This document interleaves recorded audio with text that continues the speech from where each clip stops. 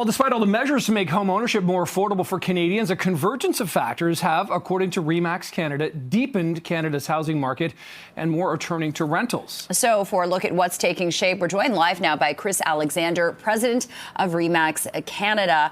Chris, thank you so much for joining us live this morning. It is very early. So let's talk about this report. Why are more Canadians turning to rentals these days? Well, there's a number of factors, but predominantly three big barriers. First and foremost, affordability. Prices have gone up dramatically over the last 25 years. Then you have counterintuitive policies like the stress test.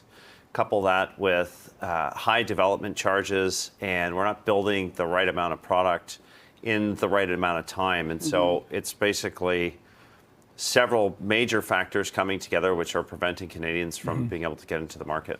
So, Chris, your report looks at 6 different sort of markets across the country and the sort of the rental situation there. What picture does this report paint?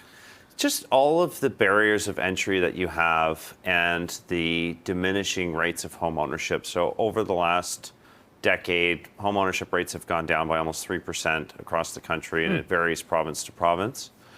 But it's a significant challenge. And if you think all the talk about building more homes, the right homes, we built 45,000 affordable units in 1971.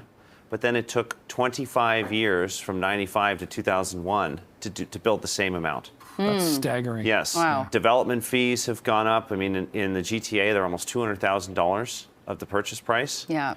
And all of these factors are making it increasingly difficult for people to get into the market.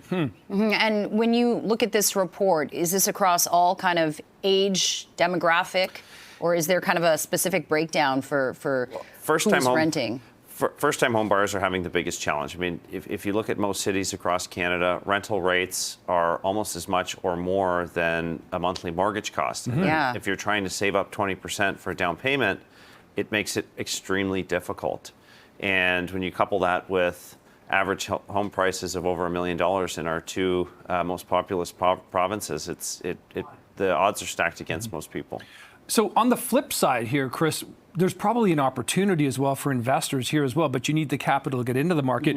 What has that looked like in terms of people sort of picking up rental properties and trying to take advantage perhaps of maybe being in the market, leveraging what they already have? Well, never let a good crisis go to waste. Yeah. But, Wow. I think savvy investors have already been in that pool. The challenge they face is unless you have a really high down payment, in Toronto, for example, most investors are cash flow negative right now.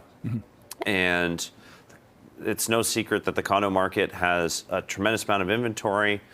We have about 45,000 new units coming on this year and next year, but then it goes down to about 5,000 units. So we're going to be in a supply crunch in short order. So if you're an investor thinking long term, that's a good opportunity for you.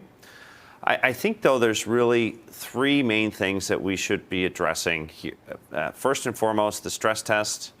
It served a great purpose in recent years, but now with falling interest rates, it's really outdated. I think we really need to take a look at development charges and finding a way to reduce those fees and incentivize builders to build the right products. And finally, building the right products. Most construction has been on small shoebox units, as I like to call them, in condominium towers, and that just doesn't fit for people that are trying to grow a family or even start a family. Yeah, so many factors, but it seems like the supply is something that really needs to catch up to meet this demand. Yes, absolutely. Okay, Chris Alexander, listen, President of Remax Canada, but we won't be able to say that for much longer. This is your last interview here with us in that role. We've always appreciated you joining us, Chris. Good luck in the future. Thank you so much. Thanks a lot, guys. Yeah. It's a pleasure. Take care. Thank you, Chris. Thank you. Appreciate your time and insight.